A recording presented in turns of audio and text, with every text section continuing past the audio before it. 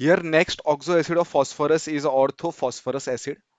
Second oxo acid of phosphorus is orthophosphorus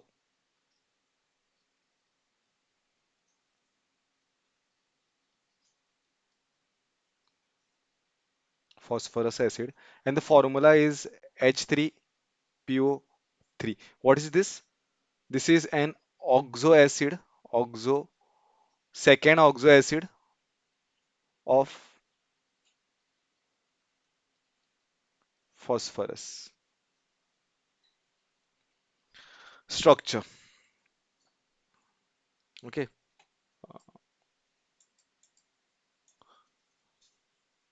Structure is very simple. How you will draw?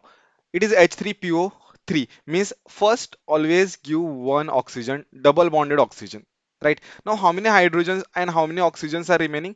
There are now two oxygens are remaining to be given. So I will write two oxygens over here and three hydrogens, means this is the hydrogen and this is the hydrogen and this is the another third hydrogen. Now over here the difference between the first oxo acid which was done, that is orthophosphoric acid and orthophosphorus. Difference between a orthophosphorus acid, that is this acid, and a orthophosphoric acid is that there were three acidic hydrogen. Here there are just two acidic hydrogen. Why I'm calling only two acidic hydrogen? Only these hydrogens are acidic, means this hydrogen can leave the molecule very easily, because negative charge after the removal of the hydrogen, whatever negative charge which will be formed after removal of the hydrogen, right, it will be stabilized due to resonance. It will be in resonance with this. Okay, and this hydrogen is very difficult to break. This bond is difficult to break, so this hydrogen won't be given out. So this structure, whole structure, is going to give me three hydrogens. Okay, so question, the very first question whenever it is a phosphoric oxo acid is first question is how many acidic hydrogens are there? How many acidic hydrogen are there? The answer for this is there are just two acidic hydrogen, and this is not the acidic hydrogen. The second question, we can write what is the oxidation state of phosphorus? What is the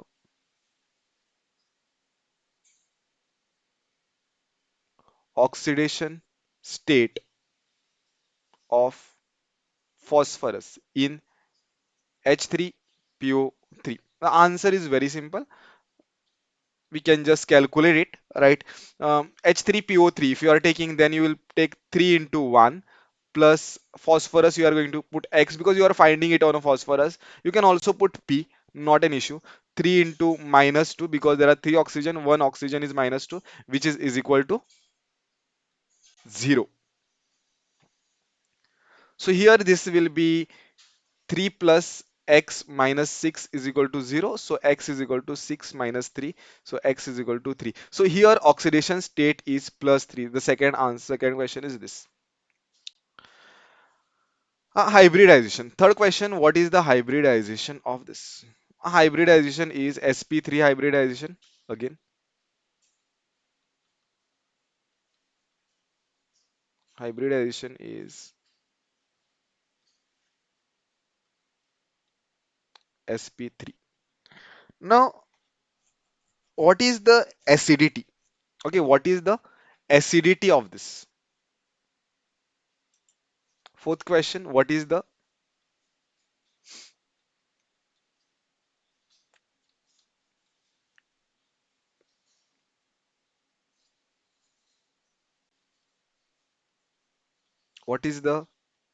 acidity of H3PO3?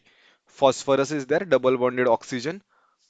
There are three oxygens, and these are the hydrogens which are connected, and this hydrogen is directly connected to the phosphorus. So acidity here, n factor is just 2, means only there are two acidic hydrogen, means acidity for this could be written SCDT is equal to, it is di basic. Means this question could be asked in this way. This question could be asked in this way. How many moles? Okay, how many moles of KOH? Now, what is KOH? It is a base. How many moles of KOH or sodium hydroxide NaOH are are required to neutralize orthophosphorus acid. Since it is giving three hydrogens, since n factor is 2, answer is I will require 2 moles of KOH or sodium hydroxide base. So there are two acidic hydrogens. The answer is 2 moles of NaOH because it is going to give me a 2 moles of hydrogen. So 2 moles of KOH to neutralize this. One more question which may arise, which could be asked regarding this question. What is anhydride? The steps we know.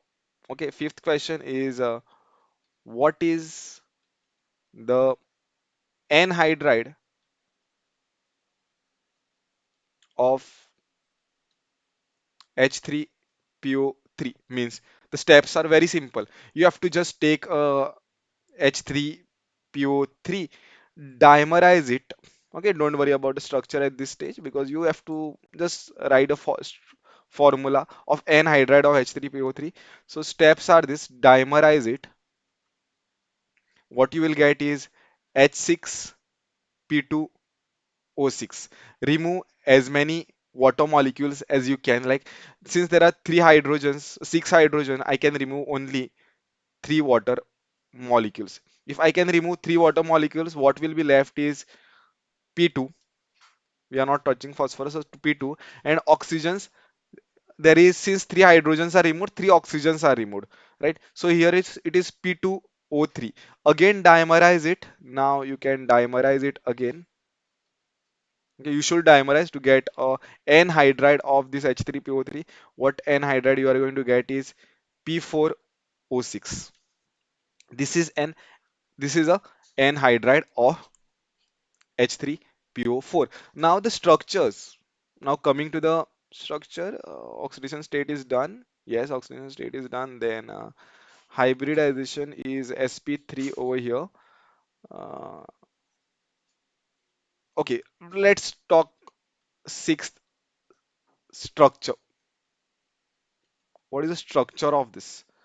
Um, it is structure of P4O6. Structure will be quite similar to that of what we had written for the P4O10, that is the anhydride of this. Okay, only thing, these linkages, these double bonded oxygens won't be there. Instead, there will be just lone pairs on it.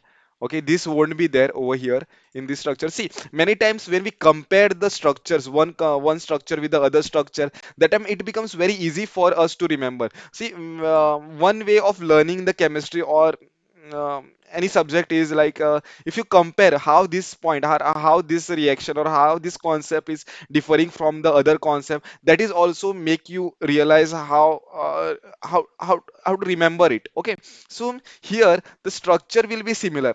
Okay, structure will be similar, only double bonded oxygen won't be there. So I'll write phosphorus. I will write here I will write again phosphorus. See how I'm writing phosphorus, and here I will write oxygens, oxygen, oxygen, and oxygen, right? And there won't be any direct phosphorus linkages. It is like this,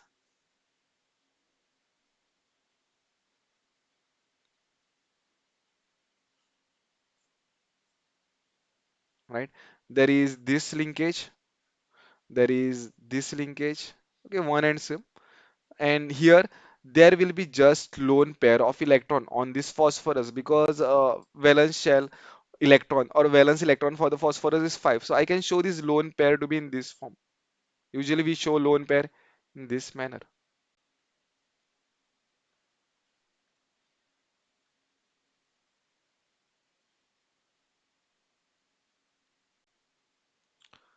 right? This is the structure of the n-hydride. This is a n-hydride. Remember one more time, this is an n-hydride. You don't have to by heart this structure. You can easily get it from here.